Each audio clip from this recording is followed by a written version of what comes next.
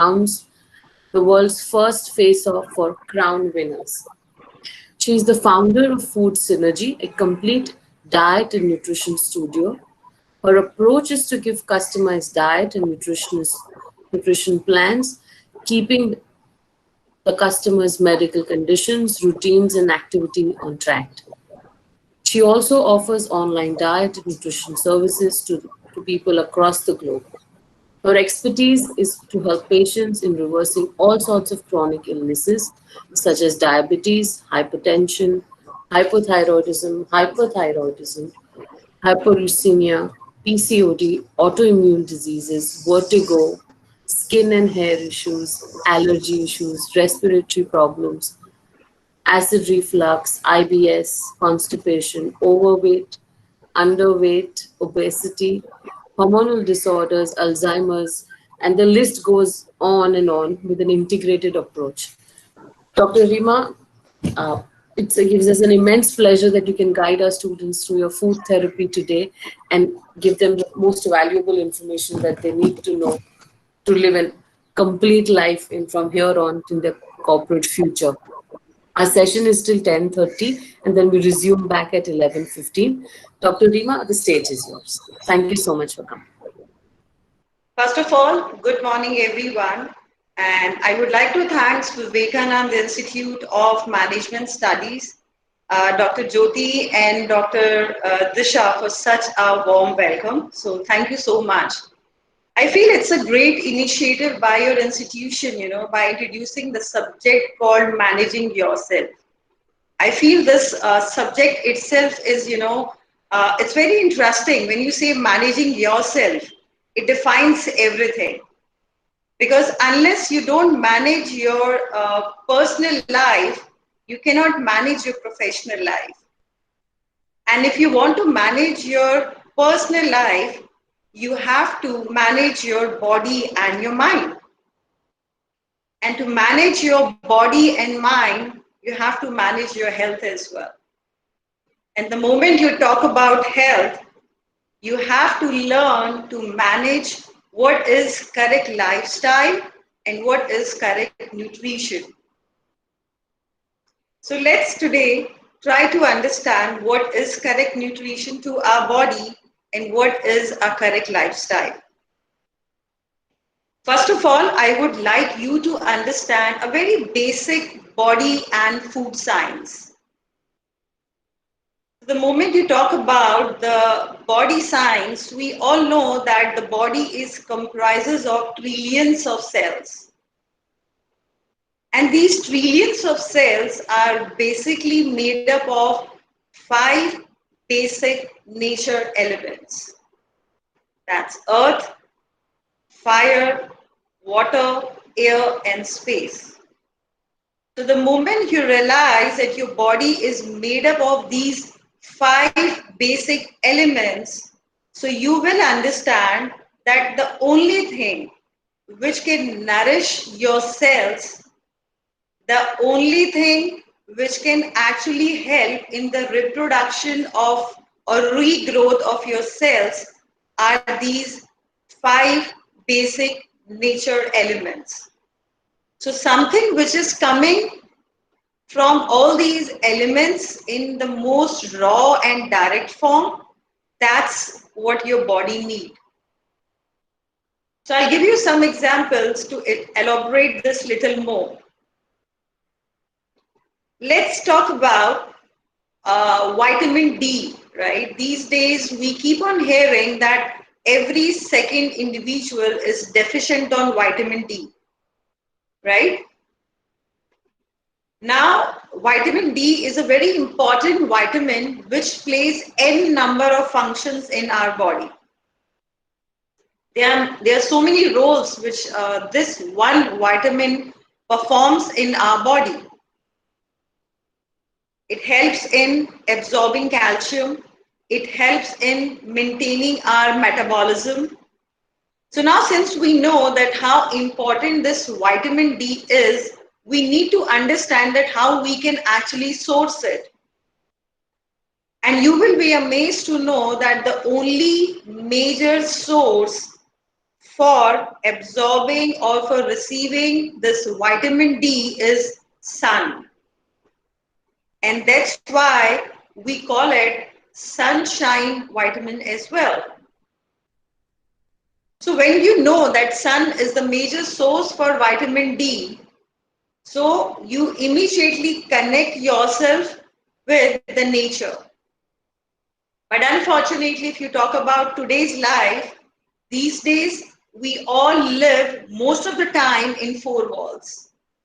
We are no more an outdoor person, right? The kind of profession we are in, the kind of lifestyle we are leading, we are far away from outdoor lifestyle or even outdoor activities. So in this situation, we hardly get exposure to the sun. Since you are not getting much of the exposure, so now what is the situation right now? That 90%, I'm repeating this again, 90% people in India as well as across the globe are deficient on vitamin D. And if they are deficient on vitamin D, so they are dependent on vitamin D supplements. Well, if you talk about like choosing a natural source or using supplements as a crutch, so there is no harm in using supplements as a crutch. Why? Because the kind of role vitamin D has in your body, you cannot replace it. Because the moment your vitamin D levels go down, you will get a lot of damage in your day-to-day functionings. So now the alternative left is to rely on those supplements.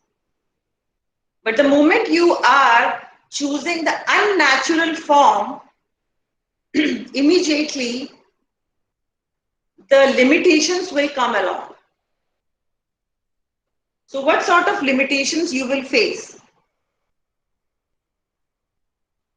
First of all, as soon as you want to take vitamin D supplement, the very first thing is you have to contact a doctor or your nutritionist to understand that how much dosage you need to take, how you are supposed to take, when you are supposed to take those dosages, for how long you have to continue.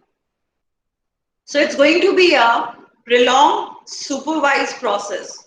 You are always under supervision.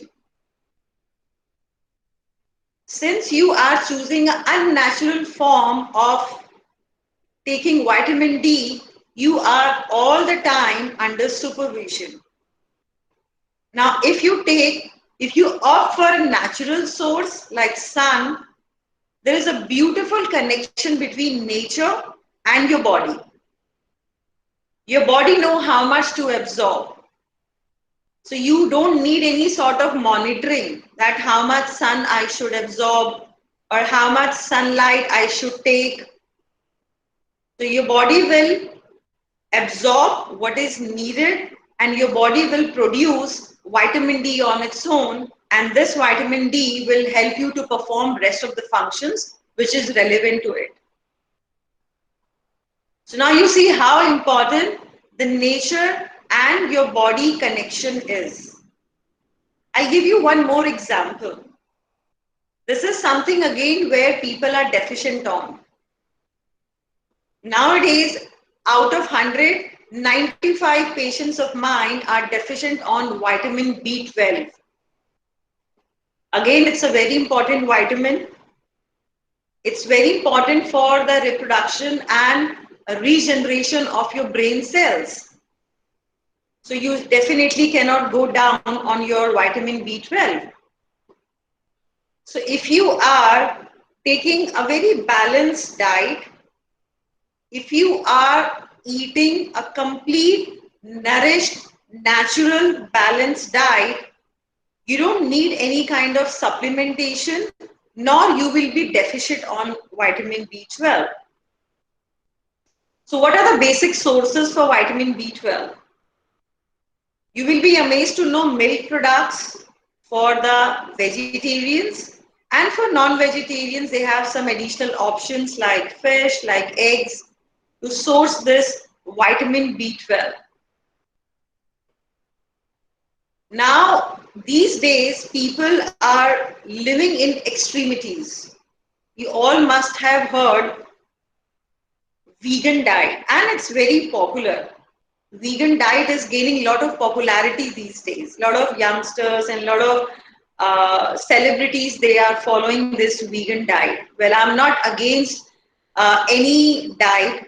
I'm not against any,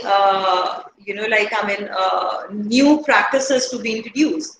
But then again, if you are following a vegan diet, so obviously you are not just a vegetarian, you will be giving up on dairy as well, right?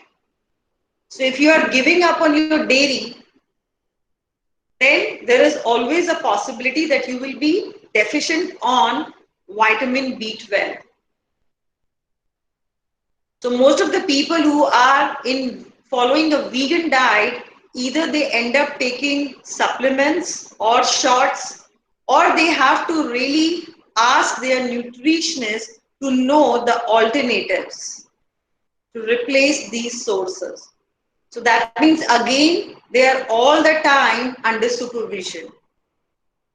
And that's only possible till the time they are constantly in touch with their nutritionists or their physicians or doctors, whomsoever they are consulting with. So there is constant dependence going on. But if you are taking everything balanced and in the most natural form, you really don't need to worry about these macro and micronutrients. So let's understand what basically food comprises of, so that you can start relating all these things from nature. Basically, if you talk about the food science, it is basically a combination of macro and micronutrients. So macro are the major nutrients which you consume in your day-to-day life, which is carbohydrates, fats, proteins, and water is also a macronutrient.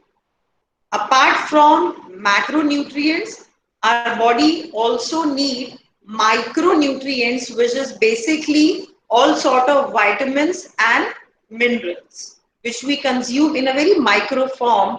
That's why we call it micronutrients. So if you are taking a balanced diet, something which is getting sourced directly from the nature in the most natural form, then your body will immediately cover that macros and micros. You don't need to get on any kind of synthetic supplements. But yes, if you are deficient on something, then you have to use supplement as a crutch and you have to go under supervision. But what about rest of the people? What is the best way or what is the best key to maintain your health in best possible manner? So as we discussed that our body is basically comprised of these basic natural elements, you have to start relating all your foods with these basic natural elements. Something which is coming from the nature directly is a food to your body. Anything which is man-made, anything which is full of chemicals, anything which is processed in the factory, anything which is not natural in nature, your body cannot digest it, your body cannot get the nourishment value what your cells are looking for. So if you really want to have a healthy body, if you want to nourish your cells properly, you have to start choosing the foods which is coming in a natural way. And this makes your life more easier because you will be able to screen that what I'm supposed to eat or what is meant to be eaten by humans and what's not. Even if I really go one step ahead, these days GMO foods and fortified foods are gaining a lot of popularity. Now, if you talk about these GMOs, they are basically genetically modified foods. So again, if you are modifying the genetic of your foods, that is something disturbing the nature. And that is why a lot of people are facing health issues like gluten intolerance. Even this particular issue is gaining a lot of like popularity, where every third individual is either lactose intolerant or gluten intolerant. So why this is happening? In spite of the fact that dairy is an important source for your vitamin B12, people are getting lactose intolerant. Wheat was one of the like major cereal which people consume in India and across the globe in different forms. Still, people are becoming gluten intolerant. Why? Because again, these things are disturbed in from the natural format, thanks to us all humans who are disturbing the nature, and that's what is basically creating disturbance in our body and manifesting a lot of health issues. So if you talk about let's talk about one by one, one simple examples why people are getting gluten intolerant, or what exactly this mean is that if you talk about cereals, we are blessed with variety of cereals. There is millets, there is bajra, there is ragi, nachni, amaranth, wheat. So many cereals are available for our consumption. But from past many years, people were only getting dependent on wheat. Most of the people were consuming wheat. Now, since suddenly the demand has been increased and the supply was less, so what we humans decided that, okay, let's do the revolution and let's modify the crop. And they modified this crop so that they can meet this demand of wheat. The moment they did the modification in wheat crop, the gluten content, there is one gluten content, it's basically a kind of protein in wheat, has been increased. Now, since the gluten content, the amount of gluten in wheat has been increased, so the people are getting intolerant. It's getting difficult for people to digest wheat. And that is why in many diets, we have to ask people to stop consuming foods which contain gluten. And of course, wheat is on the top list. But if you talk about wheat, then maida is definitely one more processed and refined form of wheat. And in today's time, if you talk about junk food, they all are made of maida. So this is all the foods which you have to give up if you develop gluten intolerance. So now just imagine the moment you made a disconnection with nature, the nature, start creating problem in your body. So here we really need to understand that we don't need any such kind of modification. What we need is a balanced approach so that whatever is available in a natural form, we should consume, and we should try to add a lot of variety in our day-to-day diet. Similarly, there are so many other GMO foods which is being genetically modified. Corn is one among them, and there are many other. The list goes on. You can always check on Google that which are the foods which has been genetically modified in past many years. So now all these foods are creating lot of disruption in our body functioning. and of course manifesting lot of issues as well. So again, I'm coming back to this, that we are supposed to consume what is available in natural form. So GMOs are not a natural foods, they are genetically modified. So they can never nourish our system or our body or our cells. Similarly, nowadays, see, this food industry is a very smart industry. They basically observe that, okay, where people are going wrong and they want to capitalize over there. So now they are observing that, okay, every second or third individual is getting deficient on different type of vitamins and minerals. So they started producing fortified foods. So now what is fortified food? Fortified foods are basically the upgradation of the food, where they say that, like, for example, milk with vitamin D or extra calcium. You'll happen to see such packings in supermarkets where there are a lot of such foods, where they specifically mention that, okay, these foods are available with these additional, like vitamins and minerals. So they are fortified. In their terms, they are upgraded. But if you see from the need of the body, they are not upgraded actually. They have lost the natural form. And since they have lost the natural form, your body can nowhere digest it. So you really have to screen your diet very carefully. Because if you are not eating correct, you cannot have a balanced body and your mind. And if you're not having a balanced body and mind, you cannot execute your day-to-day activities in a smooth manner.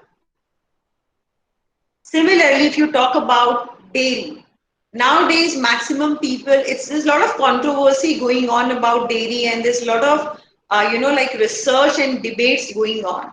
It's a very hot concept nowadays, where people are asking you to give up on dairy, in spite of the fact that it's a very important source for the vegetarians to have their proteins and calciums and vitamin B12 and good fats as well. This is again, due to the modification or maybe the greed of humans to address the need or the excessive need of human beings. So nowadays, like, what exactly they do is, there's a lot of synthetic milks available, right? You happen to see a lot of Tetra packs in a superstore. So they are not natural form of milk. In earlier time, we used to get that, vendor who used to directly supply milk to us. And nowadays we are getting milks in packets. So these are again not the natural form. They are the synthetic one or the man-made. And even if somebody is getting a source of natural milk, unfortunately that is also being malfunctioned. People are, like, giving injections to the cows so that they can increase the production of milk. Now, the moment they start giving these estrogen injections to the cow to increase the milk production, what will happen? The kind of milk, the quality of milk which you are getting from cow is no more natural. Because, see, the moment you do something unnatural to anything, be it plants or animals or being human, and with your own system, you are making things difficult.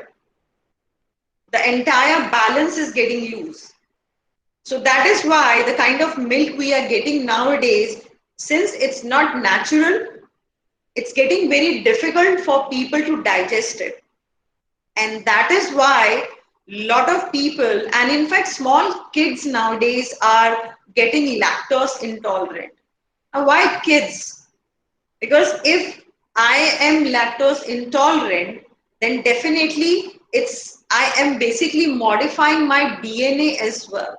So if I happen to conceive and I'm delivering a child, there is a possibility that I'm going to, disrupt this DNA of my child as well.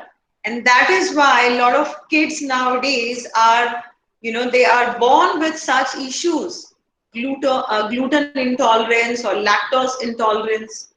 So all these things are taking place. Why? Because we are disturbing the natural form of the things available around us. So the moment you realize that yes, we are nature beings, we are not just human beings, we are nature beings, and our body can only digest which is made of nature, we will immediately start choosing correct food and correct lifestyle. So if you have any questions so far, please go ahead. Before I go further and explain that how you can actually inculcate nature in your day-to-day life, please go ahead with your questions.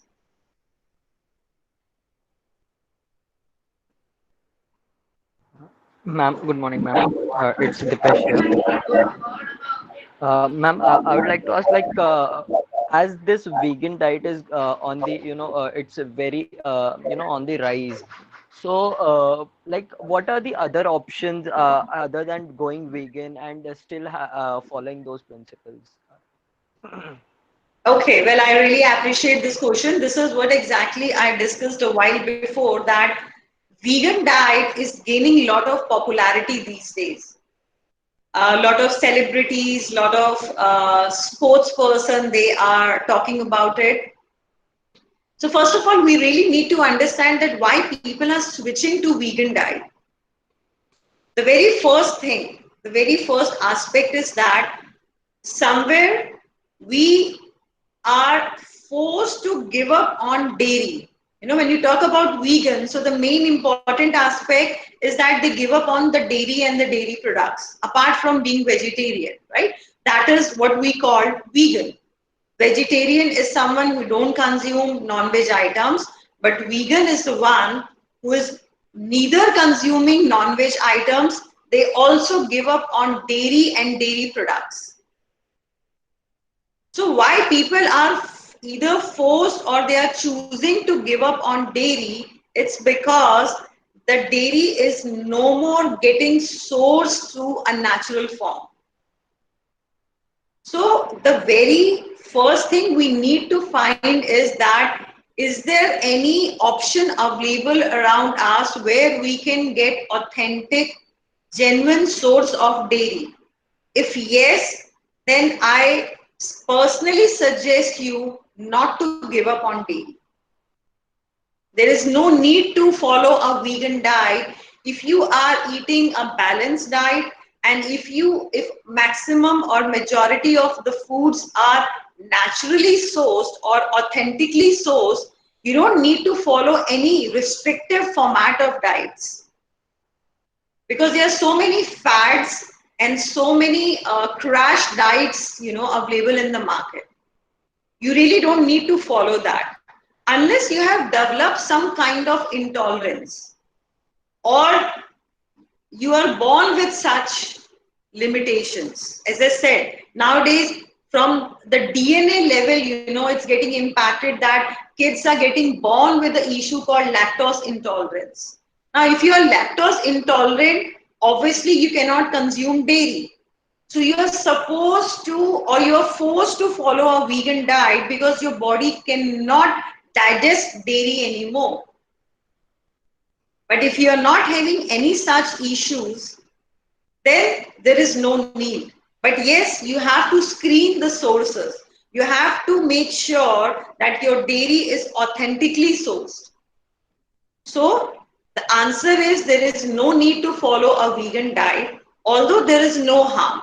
If you feel that yes, I'm unable to find the correct source of dairy and I personally don't feel good after consuming dairy products, then you can choose a vegan diet. But as I said, the moment you go for unnatural practices, because see, this is not a natural diet, right? In our, like in olden days, our ancestors, they never even heard about vegan diet. So if you want to follow, you can definitely, get alternative sources. If you're not taking dairy, you have to take those macros and micros through some other food groups. So for that, you have to be under supervision. So welcome to me. You can always be under supervision, and you can always have, that kind of dependence. But I'm a little liberal dietitian.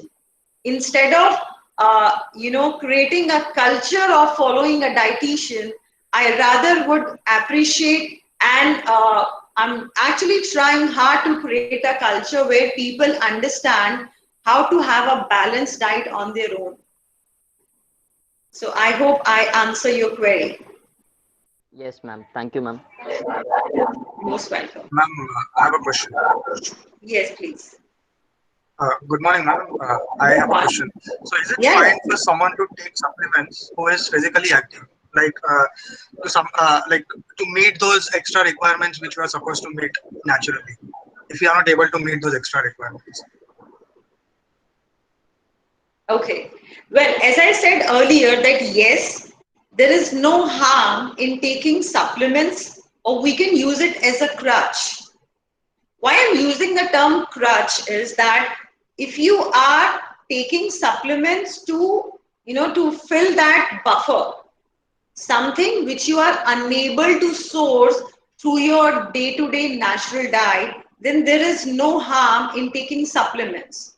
But the moment you give a thought that, okay, I want to get into supplements to meet that extra requirement of my body or for your physical activities, right? You have to get into proper supervision. For example, I'll share one incident. One of my patient, I will not disclose the name, but yeah, I will definitely share the case study. One of my patient is suffering from autoimmune disorder. Now, he was a very healthy person till the age of 28. He was into basic gymming, walking, running, eating a homemade natural food. And he was doing fine. But then at one stage, you realize that no, I want to do bodybuilding and I want to pump up a bit and I want to have a better shape or a better physique. So, of course, he get into personal training where he was, spending an hours in gym. So obviously, if you are increasing your physical activities, if you are more into weightlifting and like this bodybuilding things, then then the body need is more. Your body need has been increased. So now, in the scenario of wrong guidance or a partial guidance, his trainer asked him to go for a testosterone injections or absolutely excessive dose of protein, those protein powders. And within the span of 6 months, trust me guys, within the span of 6 months, he developed autoimmune disorder, which he, of course, was not knowing that he has developed the condition called autoimmune disorder, which lately manifests into vitiligo. It's sad. Now he's having the white patches all over because vitiligo is one of the autoimmune condition. And why this happened is because he was giving an excessive load to his kidney and there was so much of toxins accumulation in his body. It's all because he was not doing all that under supervision. So the moment you think about taking supplements, as I said, you can use it as a crutch. First, try to source your maximum needs from the natural food groups. If still there is a buffer, then go for a plant-based supplements because there are two types of supplements. One is plant-based and another is synthetic or a chemically, like man-made synthetic supplements. So try not to take those synthetic supplements. Go for a plant-based natural supplements. And again, I'm repeating, you have to take those supplements under proper guidance and supervision, that for how long you have to continue, how much you are supposed to take, how you are supposed to consume those supplements. So all these guidance are very important. And if you want to stay stress-free and you don't want any guidance, then eat natural. So that's the best way. So I hope I answer your query. Yes, ma'am. Thank you. Dr. Rima, Dr. Rima, there are two questions in the chat box by two students. The first one is, ma'am, can you elaborate what type of diet students need to consume? And the second one is on, are almond milk and soya milk and other nut milks as nutritious as rich as cow milk? Okay, fine. Okay, so I'll answer these questions one by one. First of all, what kind of diet a student must consume? So now here I would like to divide this into two different segments. First of all, when you talk about diet or a food is catering two type of needs. A, we are how active we are physically. You know, what kind of lifestyle we are leading, how active we are in our day-to-day life. Second, how much our brain is active throughout the day. Because the needs of both the segments are different. Whether you are mentally more active or you are physically more active, or you are physically as well as mentally very active. So the very first thing, if you are physically very active, then my first suggestion is don't give up on carbohydrates, because this is the biggest myth going on. This is one more fancy diet called keto diet. And most of the girls, you know, they are following this nowadays. So now this keto diet is something where people get into zero carbohydrates. So the moment you get into zero carbohydrates, you are actually eliminating the major source of energy, because carbohydrate is an energy provider. Okay, so I'll give you a little more details so that you can design your plate on your own. I'm making your task a little more easier. So to understand that how to design your own meal or your own diet or your own plate, how to customize your own self, you need to understand the role of every single macro and micronutrient. As I said, there are three major macronutrients. One is carbohydrate, second is fat, and third is protein. So let's understand in a very simple layman term that what is the role all these macros play. The role of carbohydrate is to source energy. So that means whatever energy your body requires to perform the activities throughout the day, all sort of activities. Whether you are reading, writing, teaching, you are speaking, you are in a gym or running or walking, all these things need energy. So this entire energy is getting sourced from carbohydrates. Second thing is your fats. Now again, people are, you know, like really scared of fats these days. So fats has a very important role to play. All the transmission going on between your body and your brain, this is all happening due to fats. So if you are giving up on your good fats, there will be issues like brain fog. There will be issues like like hormonal disturbance, because a lot of people are facing hormonal issues as well. And then comes the proteins, and proteins is basically a major source for amino acids, and amino acids are required for your regrowth, your reproduction of your cells and your muscles. So now all three has a different roles to play. So now it's very easy for you. If you are extremely active, you need carbohydrates. But again, when I'm using the term carbohydrates, I want to precisely tell you that you have to choose complex carbs.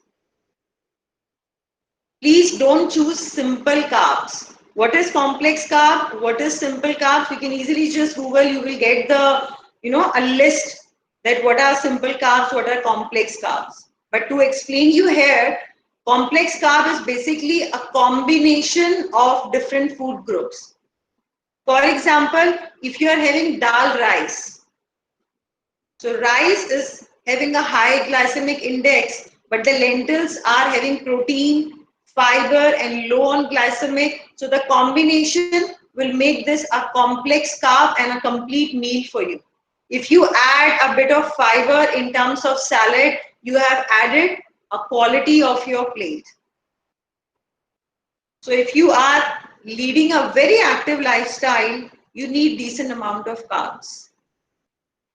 Fats, if you are completely involved in activities related to mind and your brain, you need more amount of fats so that you have a better greasing and your brain cells regeneration should keep on happening. So now again, when I'm using the term fats, you don't need these trans fats or artificial refined fats. All you need is a natural fat. So what are the natural fats available around us? Nuts, seeds, pure cow ghee. Again, I'm repeating, it has to be, like authentically sourced. So if it's a pure cow ghee, it's a good fat.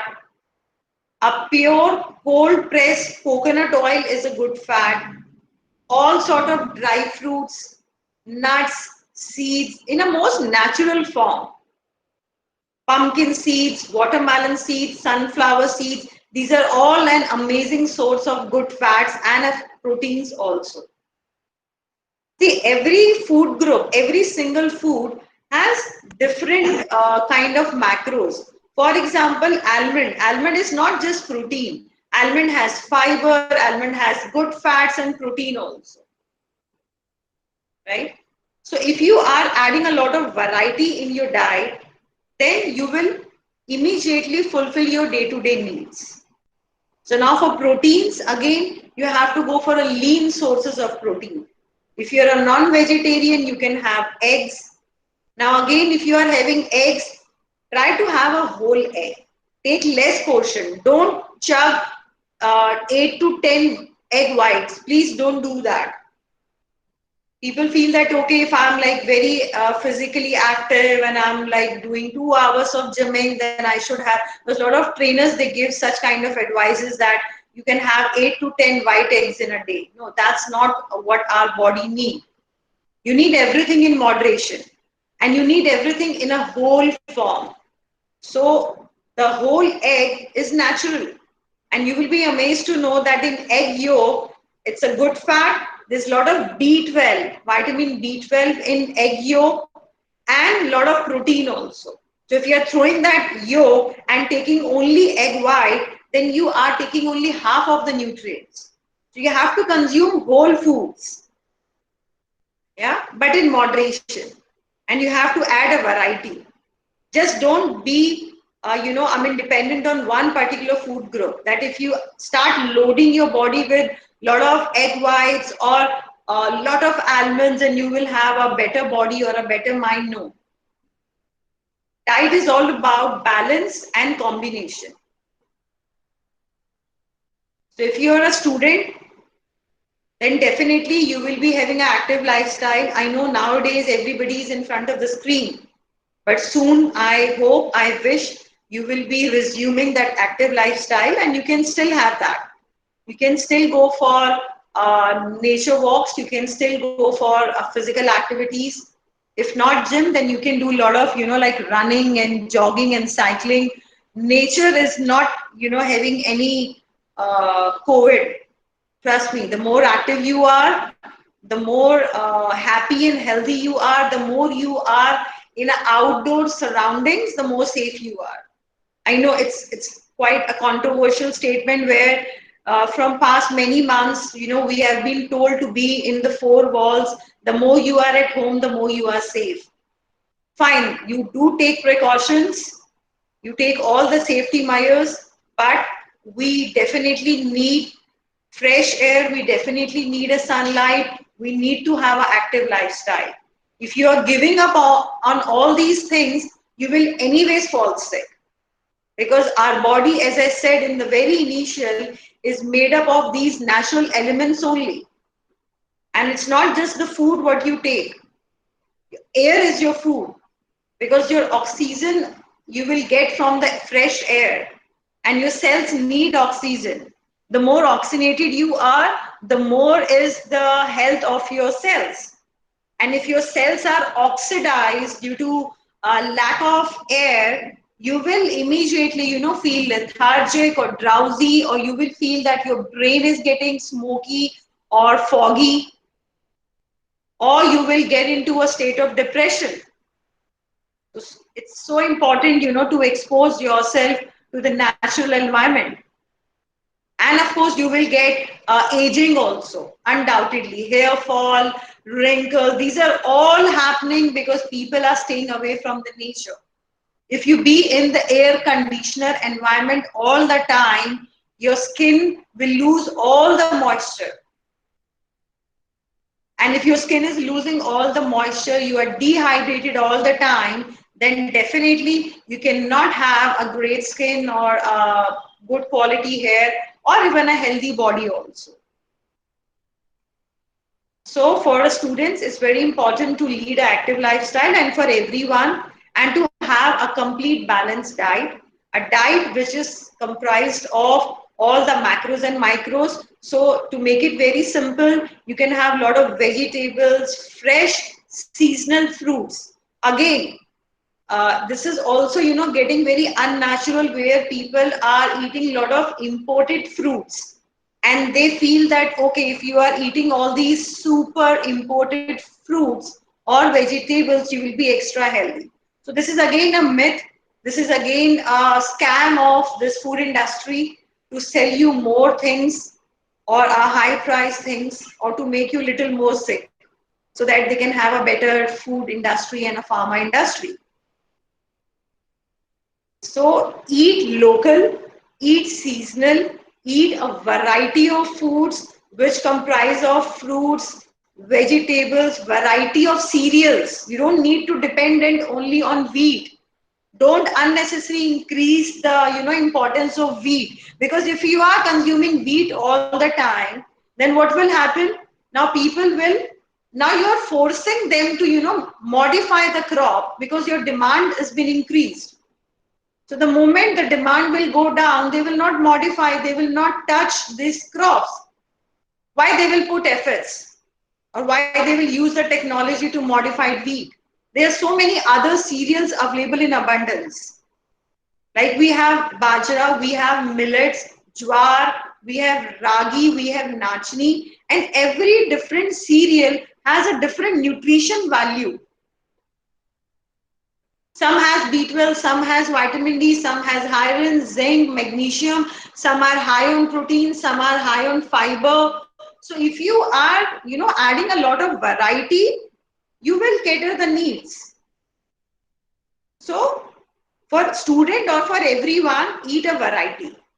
But when it comes to the portion, you have to see how active you are.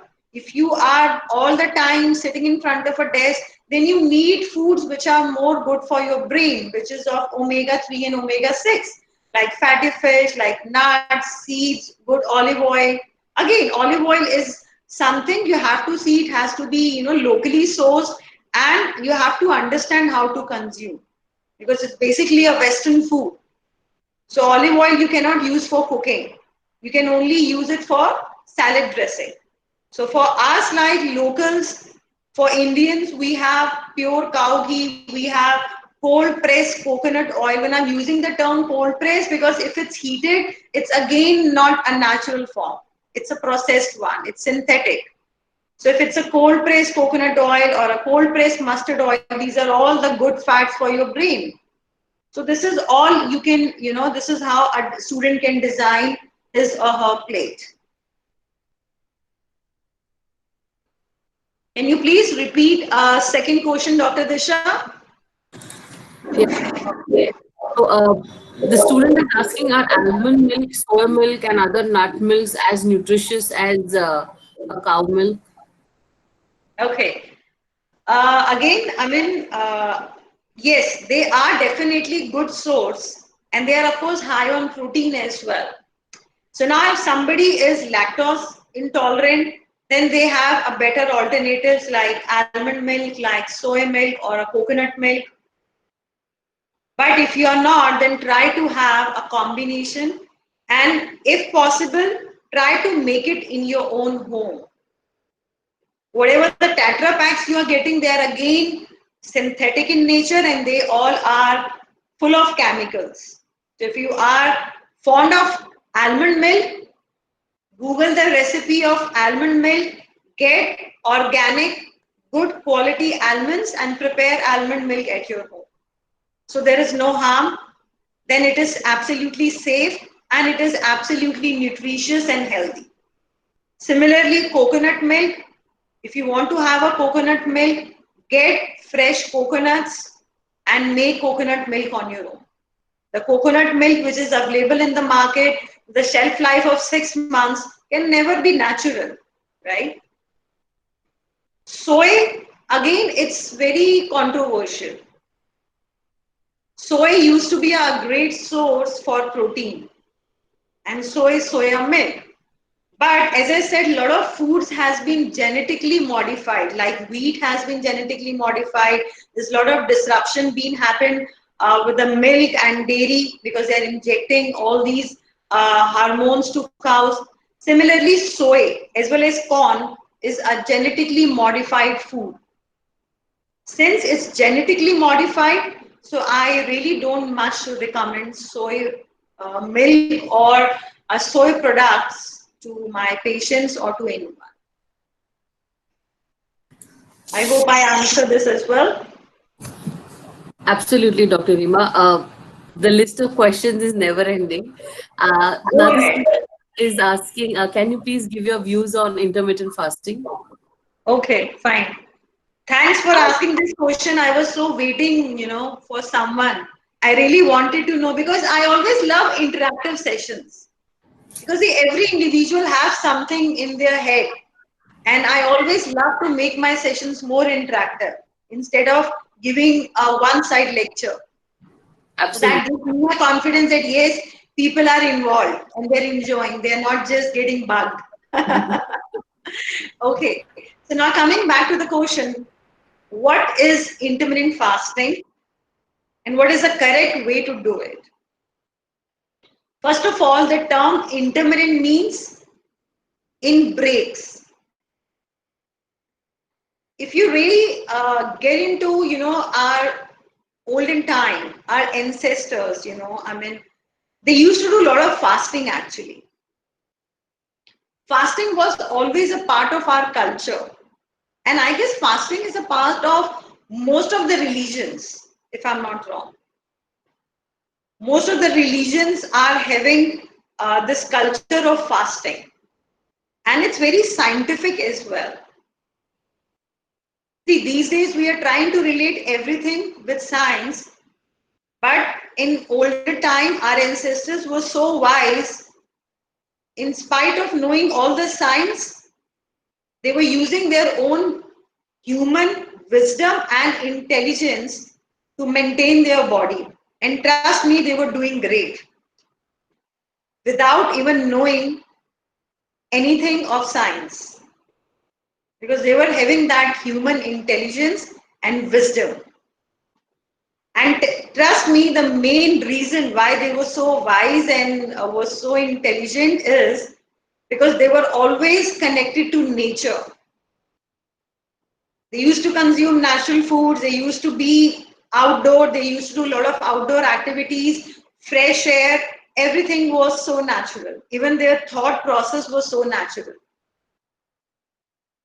So now, coming back to this intermittent fasting, fasting is basically a way to give a break or give a rest to your system. So you need to understand a very basic body science, our body works in two different cycles. There is one cycle called body building cycle. When the body is actually in a building process. And the second is rest and digest. When the body is absorbing, resting, digesting, reproducing, and healing. Again, I'm repeating the term healing. So your body has its own intelligence to heal yourself. But for that, you have to create a conducive environment for your body. You have to give a conducive environment to your body so that your body can heal on its own without even telling you. There's so much going inside our human system. It's a very complex system. But the beauty of this body is that your body don't want you to understand this complex system. All your body is demanding from you is to give a right atmosphere and a conducive environment to let your body perform its activities without any disruption. So now, as I said, your body works in two different cycles. One is the bodybuilding phase and another is rest and digest phase. Usually we keep on hearing this statement that we are what we eat. But I would like to go one step ahead. We are not just what we eat, we are what we absorb. Until and unless you are not absorbing what you are getting, it's getting wasted. It's just increasing the toxin level in your body. So to let your system work properly, to let your system heal on its own, to let your system reproduce and regenerate the cells, you have to give a break to your body. Because your body cannot perform everything in one go. For example, if I'm eating throughout the day, let's suppose 8 to 10 hours, my body is occupied, in eating process. Like we are eating every 2 hours or 3 hours. Not just eating, we are also working, right? We are studying or doing some kind of activity. So now your body is again involved in executing those activities. So this is the time when your body is receiving what you are giving to your body throughout the day. In terms of your food, in terms of your thoughts, in terms of your exposure to nature, or you choose to be in an air conditioned environment. So whatever you are giving to your body is taking it peacefully without even telling you anything. Now there is second phase called rest and digest. Now this is the time when you have to give a break to your system. Now when I'm using the term break to your system, usually people feel intermittent fasting means stop eating for certain hours, for 8 hours or 12 hours or for 16 hours. Because there are different combinations in intermittent fasting. So out of 24 hours, some are following 16-8, some are following 12 and 12, based on their body. I personally suggest 14 and 10 or max 10, 12 to 12. Depends how much your body, is holding the toxins level, and it depends on your conditions as well. So that is something you have to ask, expert that what number of hours fasting is required for me, because that is something very customized. You have to understand the need. You have to see their lifestyle, their nature of work, or the kind of food they consume, right? So before, to understand the hours, like how many hours we should go for a fasting, that is something subjective. You have to ask a professional. But even if, let's suppose you are making it simple and keeping it 12-12, let's suppose you get up 7 in the morning and you are allotting 7 to 7, 7 a.m. to 7 p.m. as a bodybuilding phase, and 7 p.m.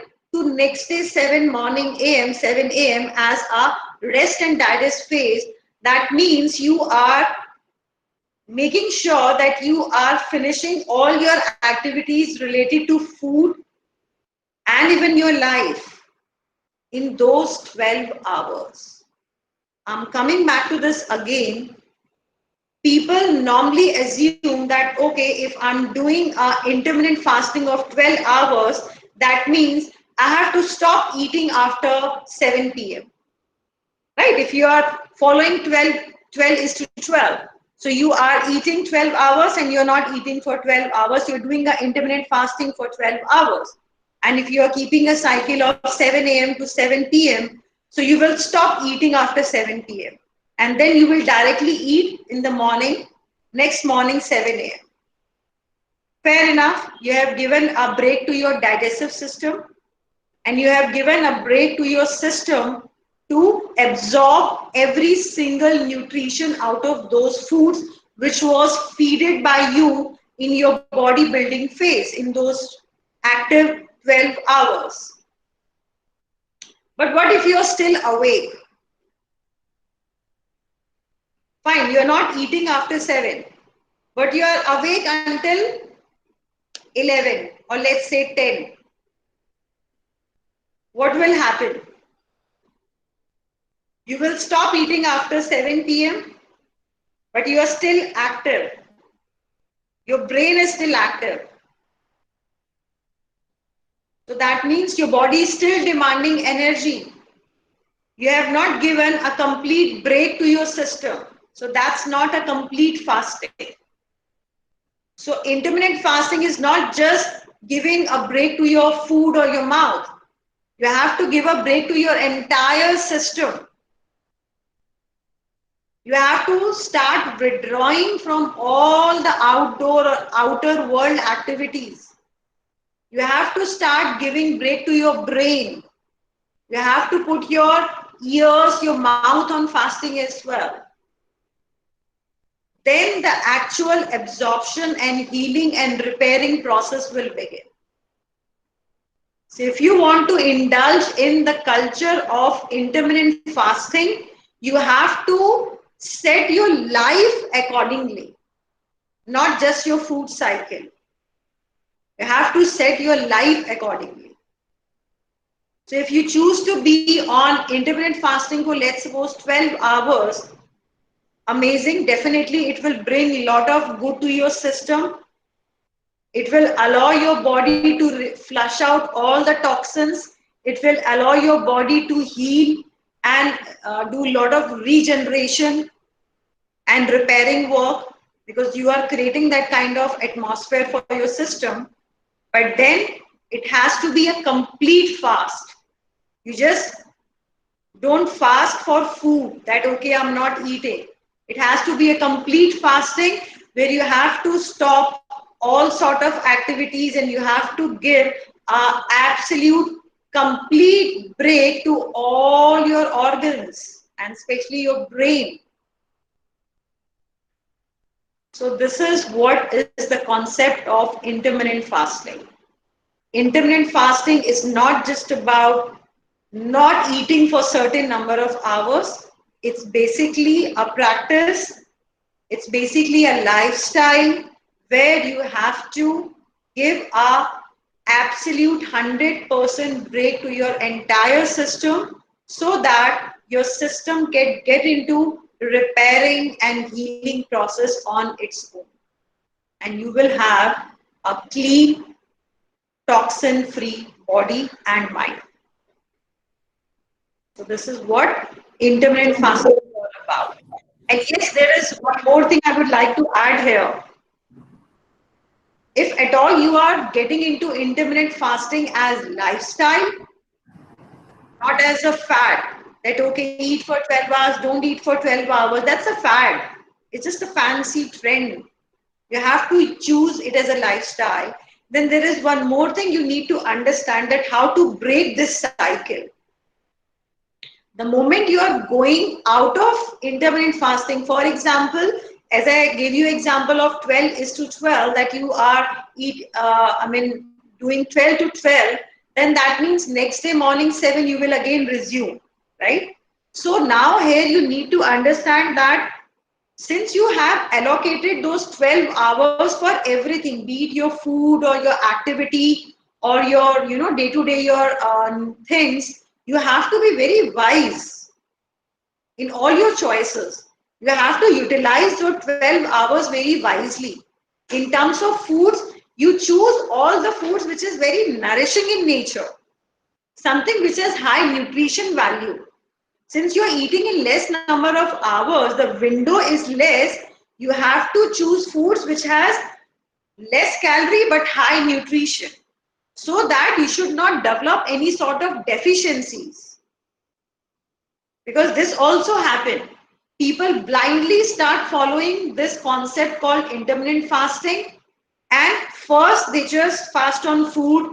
They don't give a break to their day-to-day activities. That is the first flaw. Second, they eat all random, undernourished or bad foods during their bodybuilding cycle. So then what will happen? You will develop a lot of deficiencies because you may end up eating less number of meals because you have allocated less number of hours. So if there are less meals, you have to be extremely picky and you have to make sure that you are choosing all the foods which is high on nutrition value. And apart from this, never break your fast with acidic food items. You have, for example, you're doing an amazing intermittent fasting, but you are taking the very first thing in the morning is tea. So that means you have undo all your efforts. You're not supposed to make your system acidic. You have to go for a high alkaline nourished foods when you are breaking your intermittent fasting. So these are all the things which are, additional and which are actually, justify intermittent fasting, and then only you can reap the benefits of intermittent fasting. So don't follow intermittent fasting as a fad. Take it as global. Ma'am, I have a question regarding intermittent fasting. Yes. Ma'am, I've been following it since January, and so I just wanted to ask, like, is there a time we should stop doing it, or should we continue doing it? See, if it's working well, if you're doing it in a correct manner, if you're doing with a proper, like a complete way, then you can continue doing it. Okay. You're not facing any kind. See, as I said, this is not a fad or a concept. This is basically how your body is designed. For example, if you really go back, olden era, people used to stop eating or doing any sort of activity after sunset. Right? There was no artificial lights. There was no way that people could, resume their activities post sunset. So they used to wind up their day, whether it's eating or their thought process or their day-to-day activities or whatsoever. They used to wind up everything by sunset. And then they used to resume with the sunrise. So they automatically used to follow intermittent fasting, correct? Yeah. In spite of the fact they were not even knowing the term called intermittent fasting. It's us who are defining all these terms and labeling the correct way of living in a different way. But unfortunately, people are picking it as a fad and in wrong manner. So Ma'am, there is no. ma'am, also, like when I intermittent fast, I skip my breakfast in the morning. So is it like a good thing to do or not? I just wanted to know your views about it. See, it's just like if you are resuming your day, right? If you Yeah. are getting back to your activities, your body will demand energy. For example, if you're a student, right? So your brain will be activated the moment you get up, once you are freshen up and all, you will get into your basic activities. So your body need energy. So now here Yeah. skipping one meal can definitely affect your nourishment value. can make you deficient on something. So if Okay. you are doing intermittent fasting, you have to set your life schedule accordingly. Okay. Because once you get up, your brain is demanding food, your body is asking for energy. So from where you are going to source this energy? To your food, right? Yeah. So how you're going to source if you are fasting when you are in active hours? That is why I said you have to use intermittent fasting as your lifestyle. So if you are choosing 12 to 12, make sure you are active, absolutely active for those 12 hours and inactive for 12 hours. If you are choosing 16/8, you're making things very challenging because then you Yeah. have a bracket of 8 hours to choose your activities, your food, your nourishment, everything. Because if you are choosing 16/8, so that means after 8 hours, you will stop eating, right? Because you Yes. decided not to eat for 16 hours. But can you just go out of your work and your studies and everything? Can you take a break of 16 hours every day? No. You are still active, right? Your brain is still active. So your body is demanding that energy. So how you can do that 16 and 8? 16 and 8 is good for elderly people who have very less digestion, they have very less activities and thought process left in their life. And that is why it's good for them. They can easily follow 16/8. You know, all the retired senior citizens. Okay. But again, they have to be very, wise enough to select their food when they are choosing the 16/8 because in that 8 hours window, they have to eat very highly nourishing food because at certain age, your body will stop producing, a lot of vitamins and minerals. For example, until 30, we produce calcium, but post 30, our body produce very less calcium. After 50, our body produce very, very less calcium. So you have to outsource that calcium from different food groups, right? That is like based on the age slab. So they have to definitely be wise enough to choose their food sources. So I suggest if you're thinking about intermittent fasting, take a professional guideline. Sure. Thank you, ma'am. Right. Uh, there are a few Ma'am, further follow-up Okay. questions. Yes. Satish, just a minute. On intermittent fasting, so we can then move on to the next topic. Uh, Yes. there's a student asking if I'm following intermittent fasting, should I stop taking apple cider vinegar with lukewarm water as the first thing in the morning? And this is something even I wanted to ask because especially in these times, everybody is having some kind of kada, some kind of turmeric related or ginger related, something or the other is the first thing in the morning. And I'm sure a lot of people sitting at home and it being the new thing around are doing intermittent fasting. So is it a good thing to open or start eating even if you're not doing fasting? First thing is something acidic. Okay. Well, again, there's a lot of fads going on. Thanks to this food industry, they are making sure that people will keep on buying new things, and for that they keep on, advertising all sort of new things. So now coming to apple cider vinegar. First of all, what basically is the role of apple cider vinegar? What apple cider vinegar is? Because a lot of people are again taking it blindly as a fad. They read somewhere on the internet apple cider vinegar is good for weight loss, apple cider vinegar is good for your skin. So let's jump into apple cider vinegar and let's introduce in our day-to-day diet.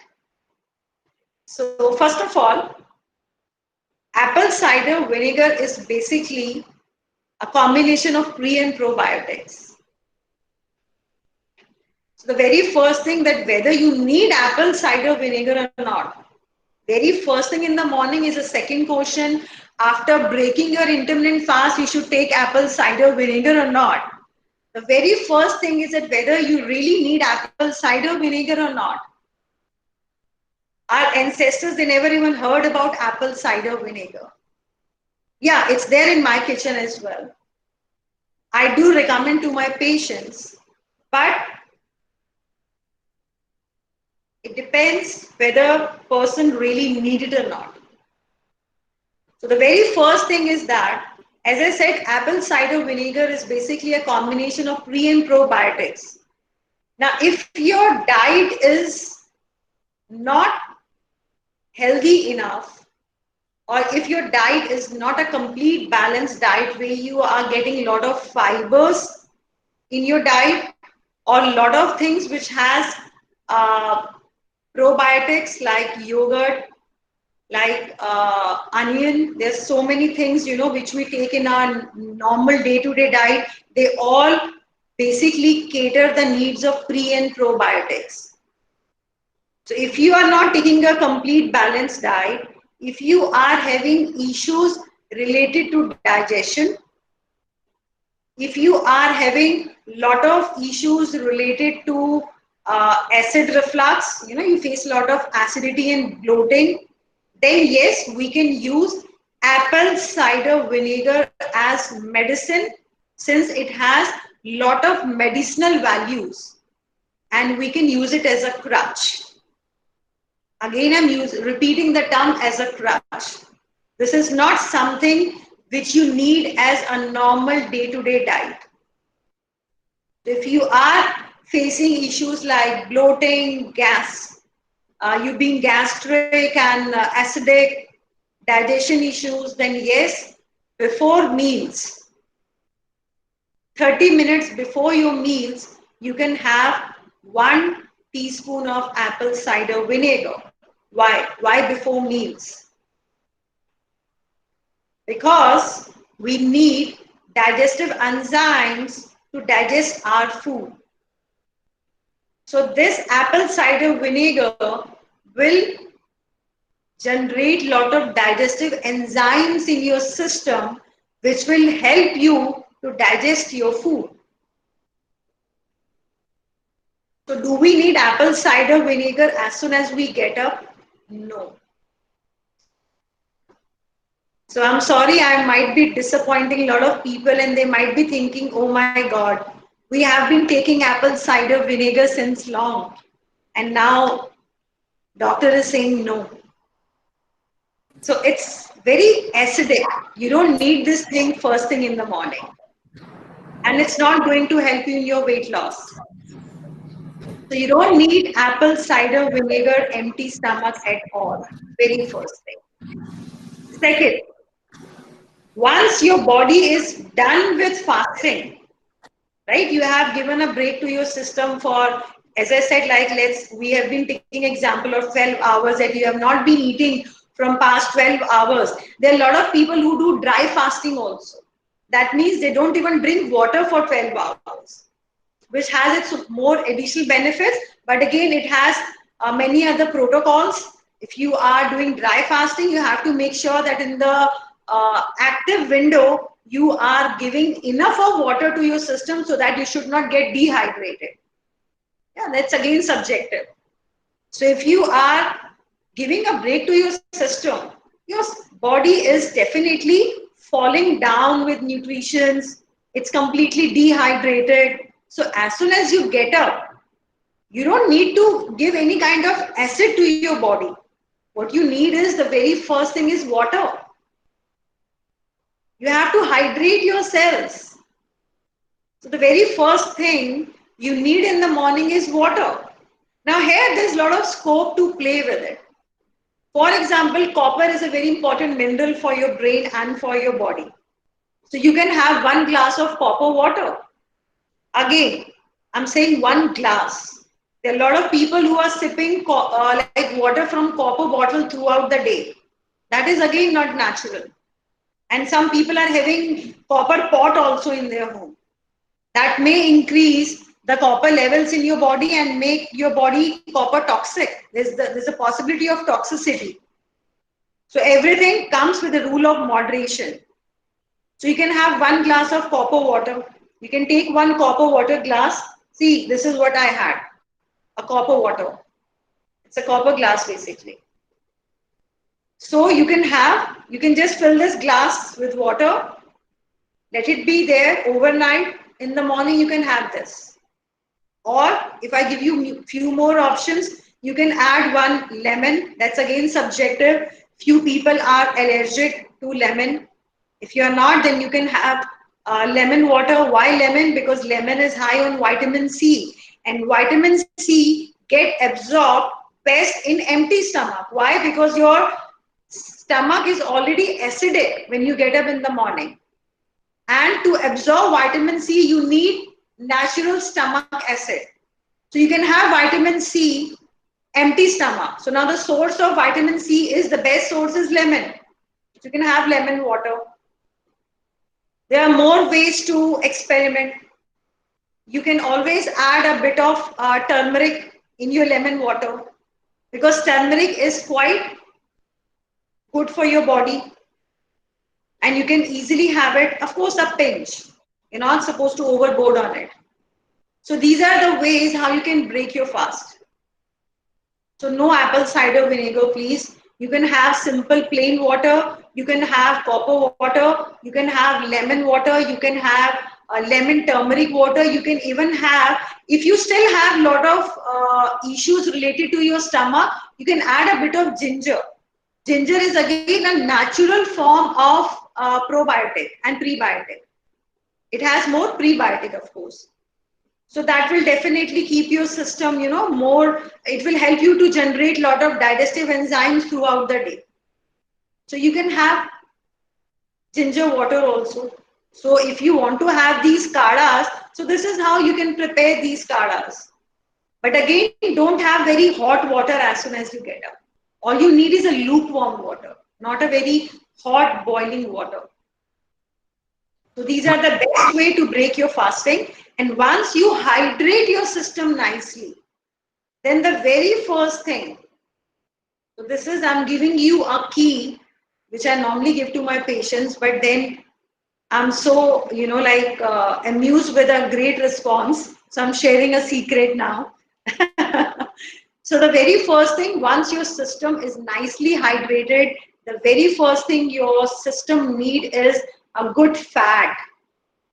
Yes, you will be amazed to know 1 teaspoon of pure cow ghee or 1 teaspoon of pure cold pressed coconut oil is good enough to start your day. Because a good fat will immediately activate your brain cells. And that is the first thing you need in the morning. You need to activate your brain cells first. So your brain will start supporting your entire body. So to activate that, you need 1 teaspoon, only 1 teaspoon of good quality fat. Or maybe you can have a handful of almonds. These are all the sources of good fats and protein, so you will get energy also. If you are a person who's into a morning workout, then you need energy because you need to activate your brain cells as well as you need to have a source of energy to perform those activities. So you can have 8 to 10 almonds, authentically sourced. So this is how you can break your fast and this is how you should start your day, not with apple cider vinegar. Okay, so I think Satish, you have a question, right? You could ask, and then I'll take up the ones that are there. First of all, ma'am, very good morning to you. Very good. My name is Tish Kumar. I have question. What is the best way of fasting if someone is taking 9 day continuously fasting? What things he need to take care? Okay. Well, first of all, this is something very spiritual, and I normally don't touch religious and spiritual values.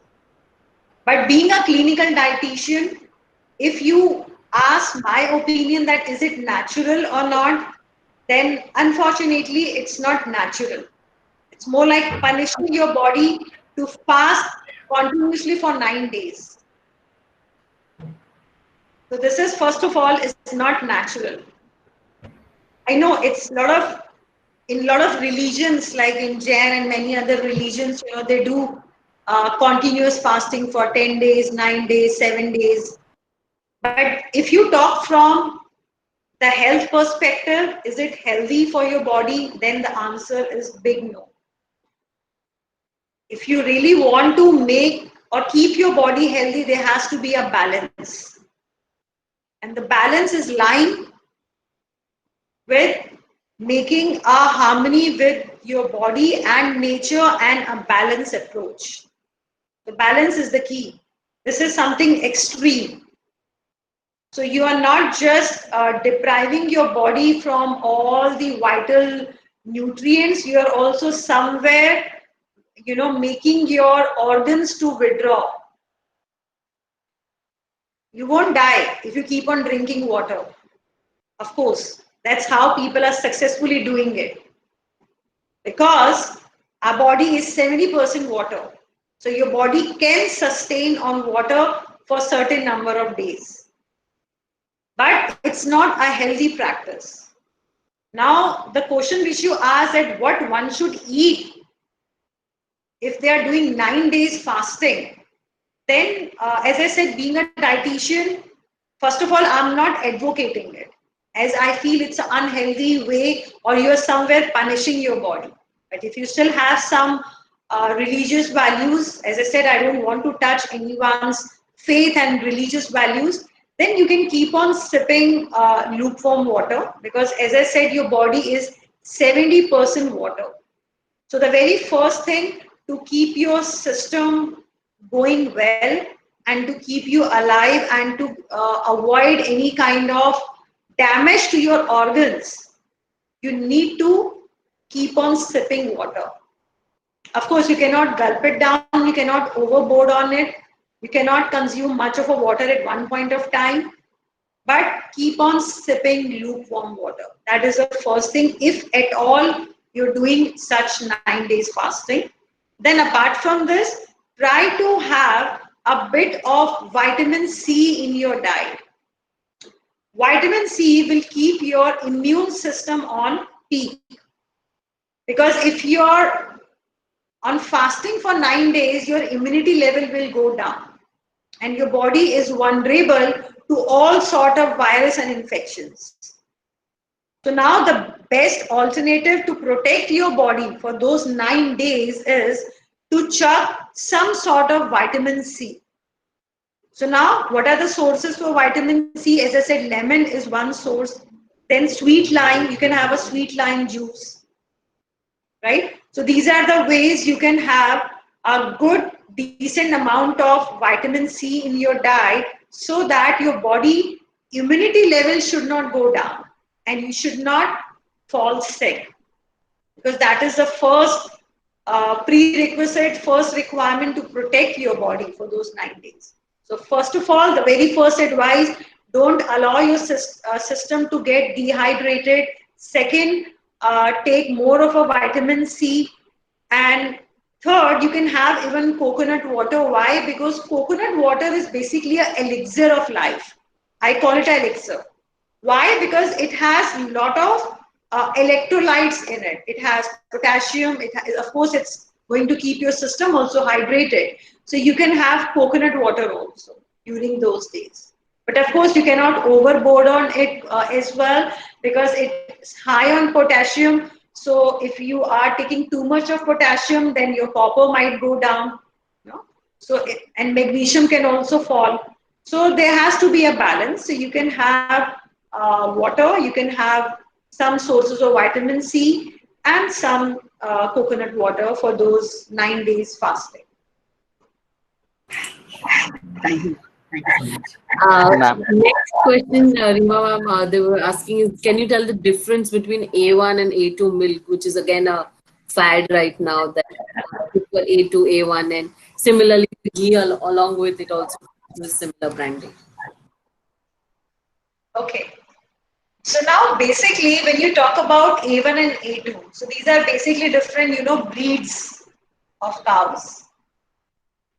And you will be amazed to know, although people are claiming that A2 milk is coming from West, but A2 cows are basically found in India. So you don't need to, take it from West. So all there is a term called desi cow. All these desi cows' milk is basically a A2 milk. So if you are sourcing your dairy from all these desi grass-fed cows, and I'm using the term grass-fed, that means they are not injected. They are in a natural, they are kept in a natural surroundings, and they are grass-fed desi cows, then the milk which you are going to source is the A2 milk. And of course, whatever milk product you will make, like A2 ghee is gaining a lot of popularity. So that's all getting sourced from that desi cow. So there is no need to get confused about A1 and A2. All you have to see is that I should be able to find desi gai ka doodh. And if you are able to find it, you are sorted.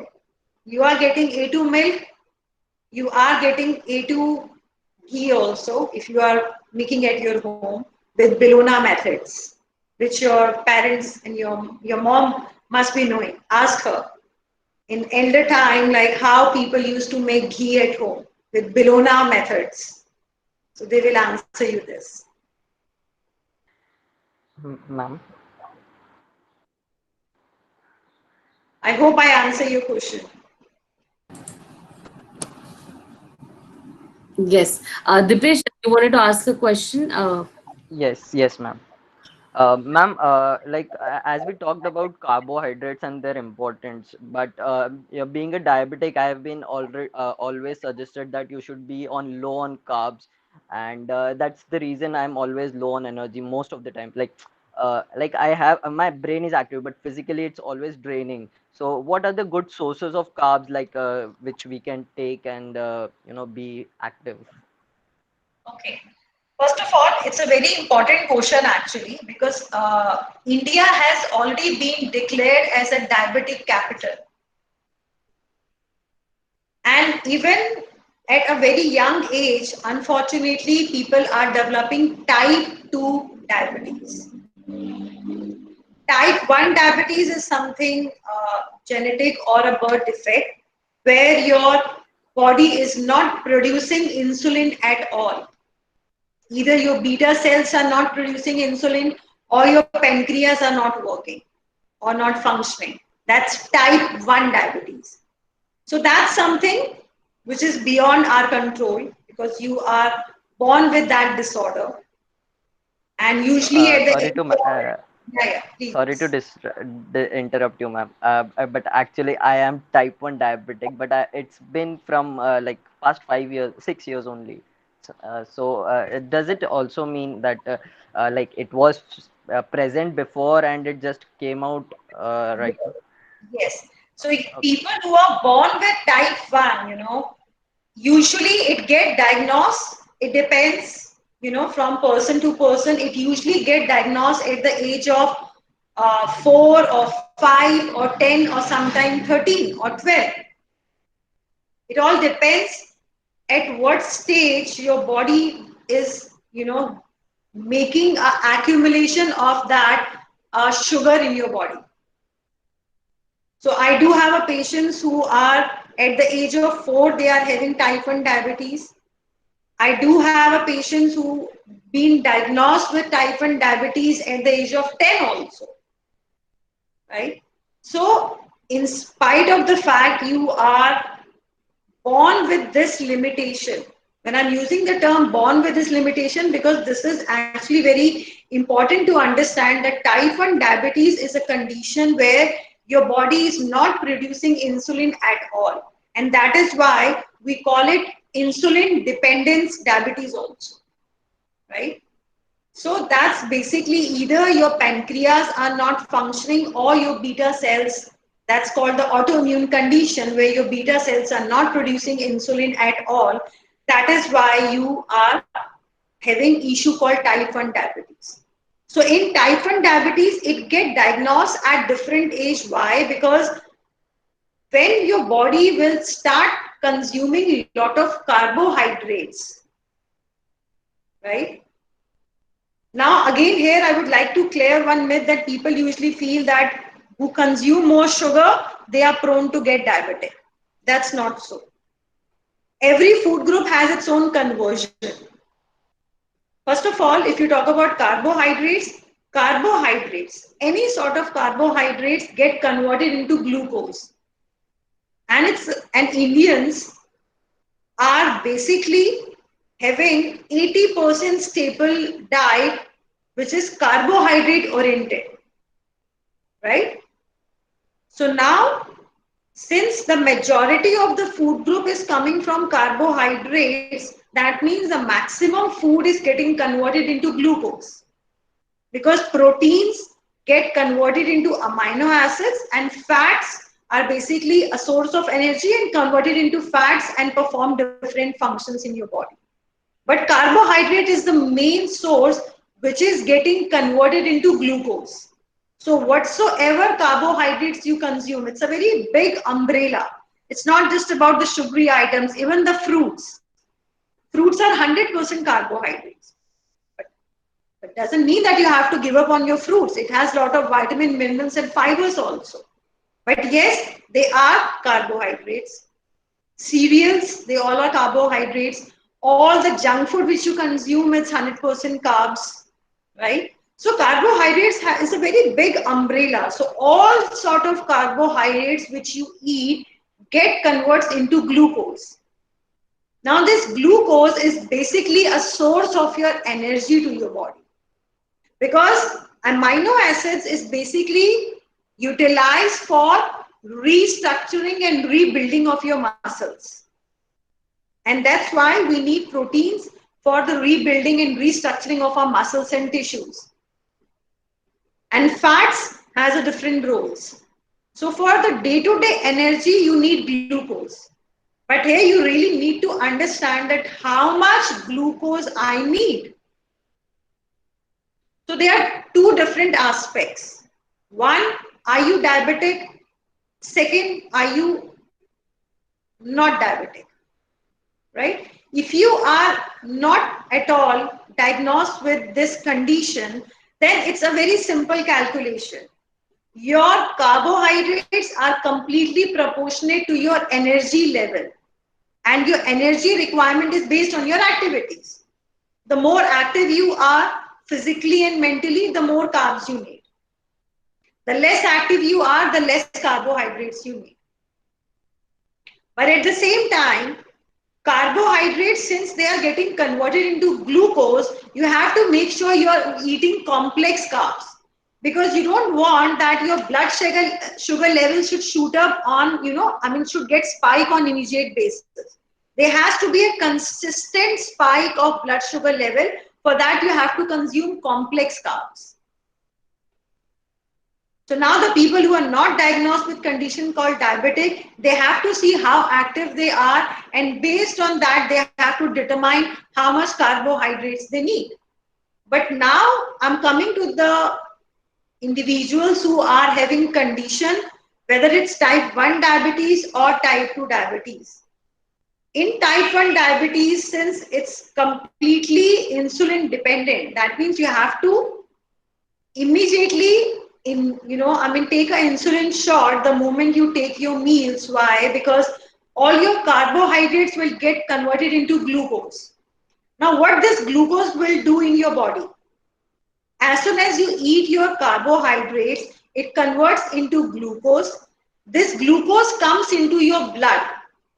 As soon as the glucose comes in your blood, immediately your body, your pancreas, this one organ called pancreas, they release insulin hormone in your body. Now the role of this insulin is to convert glucose into energy and provide it to your cells. So insulin is creating a bridge between your glucose, which is coming in your bloodstream, and your cells, because basically your cells need energy. And how your cells will get energy? Through this glucose. But this glucose will not reach directly in your cells. You need insulin to convert these glucose into energy and put it in your cells. So if your body is not producing insulin at all, then this glucose, whatever is coming in your bloodstream, will remain there. And that is why in type 1 diabetes, you need to take insulin shots. So now, if you are having type 1 diabetes, you have to have a very accurate calculation that how much carbs you are taking, and based on that, you have to calculate your insulin units. But since you are outsourcing the insulin, it's a man-made insulin at the end, right? As I said, it's you have to be, in the natural medium and the natural way that your body should produce insulin. But unfortunately, if your body is not producing insulin, then you have to outsource it. You cannot allow the sugar to be in your blood. So since you have to outsource, you would like to take less number of units. But at the same time, you need minimum energy also. So there has to be a very wise calculation that how much carbohydrates you should take and how much insulin units you are supposed to take. And the biggest solution to this problem is, apart from these minor calculations of your carbohydrates, your glucose and your insulin units, best is to take complex carbs. For example, if you want to have a rice, then you can have a very less portion of, like, let's suppose 30 grams of rice, and you are adding 200 grams of vegetables in it. So what will happen? You are adding so much of fiber in your 30 grams of rice, it becomes a complex carb. Since it's a complex carb, now this particular complex carb will not immediately convert into glucose. It takes a real good time because there's so much of fiber in it, right? So this rice, which is loaded with vegetables, will not immediately release the blood sugar. It won't get converted into glucose immediately, so it won't spike your sugar level immediately. Since the sugar level spike is slow, you can have less units of insulin. So you're not supposed to go very low on carbs. You have to introduce lot of complex carbs in your diet. But yes, you have to keep your carbohydrates on check if you're on type 1 diabetes. And even for type 2 diabetes, the same thing is applicable. You have to keep your carbohydrates on check. But if you are high on complex carbs, then definitely you will be having a less spike of blood sugar level, and you will have a less dependence on insulin, and you will get enough energy also, because at the end you cannot go low on energy. Yes, ma'am. Thank you, ma'am. Thank you so much. I hope this answers your question. Yes, ma'am. Yes, ma'am. Thank you. Yes, Dipesh. So I definitely advise you, either you can connect with me later, or you can have a detailed discussion with your doctors. And for a type 1 patient, I mean, it's very important to have a very good clinical dietitian who ensure that your diet is, not getting compromised in terms of nutrition, and as well as your blood sugar level is getting maintained. So it's very important to keep that balance. Sure, ma'am. Sure, sure, ma'am. I'll be in touch. Thank you. Thank you so much. I think, ma'am, we'll take a break right now, and we'll join back at 11:15 with, I'm sure, with wise words from you, and I'm sure the questions shall again start pouring in. Yeah, sure. Thank you.